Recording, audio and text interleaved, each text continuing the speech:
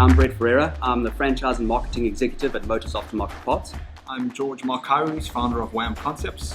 We're just sitting together as two professionals in the retail industry from different perspectives, having a conversation of what the future of retail within South Africa might look like. We'd like to hear your views, we'd like to hear your opinions.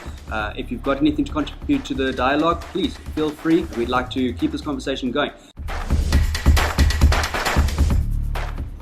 I think if I had to look at the retail world of today, I would say over the last kind of 10 years, whatever is the biggest starving point has been that really meaningful face-to-face, human-to-human connection.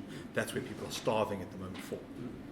And I think retailers in the next immediate future that get that right, who allow individuals to identify their brand, that's going to be working. Well, how is that going to evolve? How do we see that evolving then for the retail of the future? What are we looking at 10 years' time?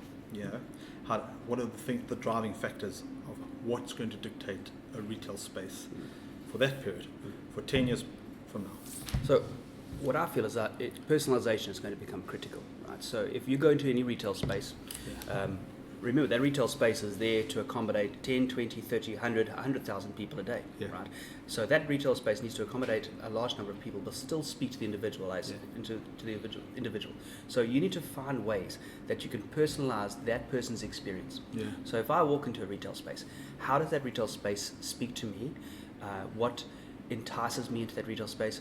Are you using the sort of languages that I want to be spoken to, so that somewhere along the line I feel like you're speaking directly to me and not just to me as one of 10,000 people that are coming into that retail space. 100%. Okay, so if I walk into the space and you're playing the music that I like to listen to, I feel like you're speaking to me. Definitely. If I walk in and the font that's on a wall mural is the sort of font that I like, you're speaking to me. Definitely. You know, if the staff dress the way I dress, then you're speaking to me. Of course. So what are you doing in the retail space that makes me feel like I'm at home, makes me feel like you understand who I am, but at the same time, that can accommodate a myriad of other people. Definitely. So it needs to be personalized. So my experience in retail, I need to feel that you're speaking only to me, even though I'm one of dozens of people in the space. Definitely.